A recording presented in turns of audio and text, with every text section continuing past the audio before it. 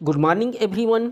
अर्धवार्षिक परीक्षा 2024-25 कक्षा 7वीं का गणित विषय का लेकर के आया हूं। यदि आप लोगों का परीक्षा नहीं हुआ है तो एंड तक जरूर देखिएगा, और हो गया है तो पर भी एक बार चेक जरूर कर लीजिएगा। इसका पेपर कोड है 7031। ये विषय गणित का है। आप लोगों का ये 80 नंबर का पूर्णांक है। चलिए स्टार्ट करते हैं। उससे पहले यदि अभी तक चैनल को सब्सक्राइब नहीं किए हैं तो सब्सक्राइब कर दीजिएगा और बेल के आइकन को दबा दीजिए ताकि आने वाले वीडियो का नोटिफिकेशन आप लोगों को मिल सके। पहला प्रश्न दिया गया है इसमें, परिमेय संख्या p/q में q का मान नहीं होता है। यदि q का मान 0 है तो वह परिमेय संख्या नहीं होता है, अर्थात q का मान 0 नहीं होता है। ये सही आंसर है। दूसरा प्रश्न है, त्रिभुज का केंद्रक माध्यिका को विभाजित करता है। तो माध्यिका को यह विभाजित करता है 2:1 में। तीसरा प्रश्न दिया गया है, 3 सरल रेखाएं एक ही बिंदु से गुजरती हैं तो उस बिंदु को कहते हैं। तो उस बिंदु को कहा जाता है संगमन बिंदु। चौथा प्रश्न है, 7 का घात 0 का मान होगा। तो 7 का घात 0 यदि p का घात 0 है तो उसका मान 1 होता है। तो यहाँ पर भी 7 का घात 0 है, कोई भी संख्या है उसका घात 0 हुआ तो उसका मान कितना होगा? 1 होगा। ऑप्शन नंबर सी जो है हमारा सही आंसर होगा। समबाहु त्रिभुज के प्रत्येक कोण का मान होता है, समबाहु त्रिभुज के प्रत्येक कोण का मान होता है 60 अंश। चलिए नेक्स्ट प्रश्न में चलते हैं। छठवां प्रश्न है, x/3 बराबर 3 समीकरण का हल x बराबर है। यदि इसको हम हल करेंगे तो x को 3 को पक्षांतर करेंगे तो क्या हो जाएगा? इधर गुणा हो जाएगा तो 3 तिया कितना होगा? 9 होगा। तो ऑप्शन नंबर द हमारा सही आंसर है। अगला प्रश्न है, ये प्रश्न जो है आप लोगों को पिछले वीडियो में भी आप लोगों को मॉडल प्रश्न पत्र में दिया गया था। सातवां प्रश्न, किसी समद्विबाहु त्रिभुज का एक कोण 80 अंश का है तो शेष कोणों का मान ज्ञात करो। दिया गया है एक कोण का मान 80 अंश। मान लेते हैं माना कि शेष दो कोणों का मान 100 अंश है, तो कोण पहला, दूसरा और कोण तीसरा का मान हो जाता है 180 अंश। तो पहला कोण का मान 80, दूसरा कोण का मान 100 मान लिए, तीसरा का भी 100 मान लिए, बराबर 180। अब ये दोनों x को जोड़ेंगे तो 2x हो जाएगा। तो 80 धन 2x बराबर 180 अंश। अब 80 को इधर पक्षांतर करेंगे राइट साइड में तो 180 ऋण 80 हो जाएगा। तो 2x बराबर 100 आ गया। अब ये 2 को भी हम पक्षांतर करेंगे, इधर गुणा है तो उधर जाकर के क्या हो जाएगा? भाग हो जाएगा। इसको हम कैंसिल आउट करेंगे तो ये हमारा 50 अंश आएगा। तो एक कोण का मान 50 अंश, दूसरे कोण का भी मान 50 अंश और 80 अंश दिया गया है। ये इसका हम आंसर होगा। आठवां प्रश्न दिया गया है, घातांक के नियमानुसार सिद्ध करो। तो घातांक का नियम अनुसार p का घात 9 बटे p का घात 4 बराबर p का घात 5 है। घातांक का नियम है x का घात m भागित x घात n है तो x घात m ऋण 1 n हो जाता है, अर्थात यदि भाग है तो घात क्या हो जाता है? घट जाता है। तो यहाँ पर p का घात 9 में हम 4 को घटाएंगे तो आएगा p का घात 5। तो राइट साइड में भी p का घात 5 और लेफ्ट साइड में भी p का घात 5, अर्थात बायां पक्ष और दायां पक्ष बराबर हुआ, अर्थात यह सिद्ध होता है। प्रश्न 9वां, सरल करो। 5a धन 3 सर्पक और कोष्टक के अंतर्गत 3b ऋण छोटा कोष्टक के अंतर्गत 2a ऋण 4b। अब यहाँ पर देखते हैं, सबसे पहले हम जाएंगे छोटा कोष्टक को हल करने। छोटा कोष्टक को हम हल करेंगे, छोटा कोष्टक को हल करेंगे तो ये यहाँ धन है, यहाँ पे ऋण है, तो धन में ऋण का गुणा ऋण होगा, ऋण 2a। यहाँ पे ऋण है और यहाँ पे ऋण है तो ऋण और ऋण का गुणा धन हो जाएगा, धन 4b। अब नीचे आएंगे, 5a धन सर्पाकार कोष्टक के अंदर ये दोनों को जोड़ेंगे, सजाती पद हैं, 3b और 4b को जोड़ेंगे तो 7b हो जाएगा। अब यहाँ पे ऋण 2। ठीक, अब सर्पाकार कोष्टक को हम हल करेंगे तो यहाँ पे धनात्मक, यहाँ पे धनात्मक, धन में धन का गुणा क्या हो जाएगा? धन हो जाएगा। 5a धन 7b होगा, ऋण 2a। दोनों a सजाती पद हैं, 5a और ऋण 2a दोनों सजाती पद हैं, आपस में घट जाएंगे तो 3a आएगा। तो हमारा आंसर आएगा 3a धन 7b। ये हमारा क्या होगा? आंसर होगा। 10वां प्रश्न है, 27 धन 9 बटे 3 बराबर 3y धन 10। अब ये भिन्न के रूप में नहीं है इधर का, तो इसको भी भिन्न के रूप में लिखेंगे तो हम बटे 1 कर देंगे। उसके बाद हम क्या करेंगे, तिर्यक गुणा करेंगे, इस तरह से तिरछा गुणा करेंगे। तो 3 का गुणा हो जाएगा 3y धन 10 के साथ बराबर 1 का गुणा 27 धन 9 के साथ होगा। अब इसको गुणा करेंगे तो 3 तिया 9y होगा और 10 के साथ गुणा करेंगे 10 तिया 30 होगा और इधर 27 धन 9 हो जाएगा। अब इसको 30 को पक्षांतर करेंगे, इधर धनात्मक है उधर जाएगा तो ऋणात्मक हो जाएगा और 9y बराबर 36 ऋण 30 हो गया, 9y बराबर ये 6 होगा। घटाएंगे तो 9 को भी पक्षांतर करेंगे तो y बराबर हो जाएगा 6/9।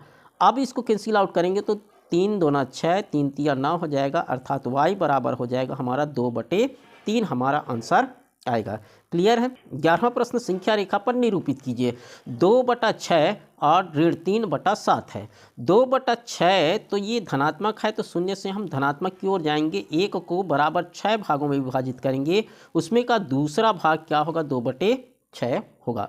ठीक उसी तरह से चूंकि ये ऋणात्मक है तो ऋण से हम बाईं ओर चलेंगे, ऋण 1 को 7 भागों में विभाजित करेंगे और 7 भागों में विभाजित करेंगे तो शून्य की ओर से गिनेंगे तो 1 2 30, तीसरा भाग ऋण 3/7 होगा। खंड स में लघुत्तरी प्रश्न में है, मान ज्ञात करो। 0.1 गुणित 0.1 गुणित 0.1 गुणित 0.1, 1 का जितना बार भी गुणा करेंगे हमारा आंसर 1 ही आएगा, लेकिन दशमलव के बाद 4 अंक है, 1 2 3 4 अंक, तो 4 अंक पहले क्या लग जाएगा, दशमलव लग जाएगा। यदि 1 के पहले कोई भी अंक नहीं है तो क्या लगाएंगे, 0 लगाएंगे, तो 1 2 3 4 उसके पहले दशमलव लग जाएगा, तो हमारा आंसर आएगा 0.0001 हमारा आंसर आएगा। 13वां प्रश्न, दिए गए त्रिभुज PQR तथा त्रिभुज SRQ में यदि PR बराबर SQ एवं PQ बराबर SR है तो उचित संगतता के साथ दिखाइए कि त्रिभुज सर्वांगसम हैं। चलिए इसको हम देखते हैं। दिया गया है हमारे पास त्रिभुज PQ बराबर SR, ये भुजा बराबर हो गई। दूसरा QS बराबर PR, ये दोनों भुजा भी क्या हो गए, बराबर हो गए।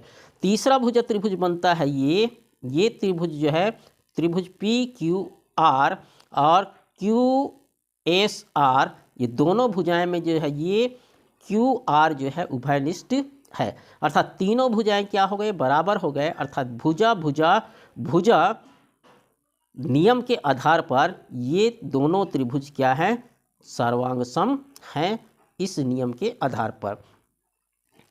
नेक्स्ट क्वेश्चन, सरल करो में 88 गुणित 95 को हम 100 ऋण 5 भी लिख सकते हैं तो 95 आता है। इसको हम 100 ऋण 5 लिख दिए और वितरण नियम का प्रयोग करेंगे तो 88 गुणित 100 के साथ हो जाएगा, ऋण 88 गुणित 5 होगा, तो 88 गुणित 100 करेंगे तो 8800 आएगा और 88 गुणित 5 करेंगे तो 440 आता है। इसको हम घटाएंगे तो 8360 हमारा आंसर आएगा। खंड द में है दीर्घ उत्तरी प्रश्न में 15वां प्रश्न है, त्रिभुज PQR की रचना कीजिए। QR बराबर 6.5 सेंटीमीटर, कोण Q बराबर 60 अंश और कोण R बराबर 45 अंश है। अथवा त्रिभुज UVW की रचना कीजिए जब WU बराबर UV बराबर 5.5 सेंटीमीटर तथा कोण VUW बराबर 45 अंश हो। पहला को हम देखते हैं। यहाँ पे देखिए, सबसे पहले क्या करेंगे, स्केल की सहायता से 6.5 सेंटीमीटर का हम क्या करेंगे, रेखाखंड खींचेंगे। PQ रेखाखंड खींचा, Q बिंदु मिल गया, R बिंदु मिल गया। Q पर 60 अंश कोण बनाने के लिए दिया गया है तो चांद की सहायता से 60 अंश का कोण बना लेंगे। R पर भी 45 अंश का कोण बनाने के लिए दिया गया है तो चांद की सहायता से 45 अंश का कोण बनाएंगे। दोनों रेखाएं को आगे बढ़ाएंगे तो P बिंदु प्राप्त होता है। इस तरह से PQR हमारा त्रिभुज की रचना होती है। यदि त्रिभुज की रचना आप सीखना चाहते हैं तो डिस्क्रिप्शन में उसका लिंक दिया गया है, वहां पे जाकर के विजिट कर सकते हैं। 16वां प्रश्न है, किसी चतुर्भुज के कोणों का अनुपात 3:5:7:9 है तो उसके प्रत्येक कोण की माप ज्ञात कीजिए। अथवा किसी मजदूर की 25 दिनों की आय 1500 रुपये है, उसकी 30 दिनों की आय ज्ञात कीजिए। अब यहाँ हम पहले को देखते हैं। दिया गया है चतुर्भुज के कोणों का अनुपात 3:5:7:9 है। मान लेते हैं माना कि कोणों का अनुपात 3x अनुपात 5x अनुपात 7x अनुपात 9x है। तो हम जानते हैं कि कोण 1 2 3 4 बराबर 360 अंश होता है। पहला कोण का मान रख देते हैं, दूसरा कोण का मान रखेंगे, तीसरा कोण का मान रखेंगे। पहला कोण 3x धन 5x धन 7x धन 9x बराबर 360। इसको जब जोड़ेंगे तो 24x आएगा, 24x बराबर 360। x बराबर 360/24। इसको कैंसिल आउट करेंगे तो 6 चौक 24 और 6 छक्के 36 6 शून्य 0। फिर इसको हम कैंसिल आउट करेंगे, 4 एकम 4 4 15 60 या 15 चौक 60 हो जाता है। तो x बराबर आया हमारा 15 अंश। पहला कोण माने हैं 3x, तो 3 का गुणा करेंगे 15 से तो 45 अंश आ जाएगा। दूसरा कोण 5x है तो 5 का गुणा 15 से करेंगे तो 75 अंश आएगा। तीसरा कोण 7x है, 7 का गुणा 15 से करेंगे तो 105 अंश आएगा। और चौथा कोण 9x है, अर्थात 9x के जगह में हम 15 लिखेंगे तो 9 × 15 बराबर 135 अंश। ये चारों को जोड़ते हैं तो हमारा 360 आता है, अर्थात हमारा आंसर राइट है। लास्ट क्वेश्चन देखते हैं। 17वां प्रश्न, किसी कक्षा में छात्र छात्राओं की संख्या 3:5 है। यदि कक्षा में कुल छात्र की संख्या छात्र छात्राएं 80 हो तो छात्र एवं छात्राओं का वास्तविक संख्या ज्ञात कीजिए। इसको मॉडल पेपर में मैंने दिया था, बहुत ही अच्छा तरीके से आया हुआ है।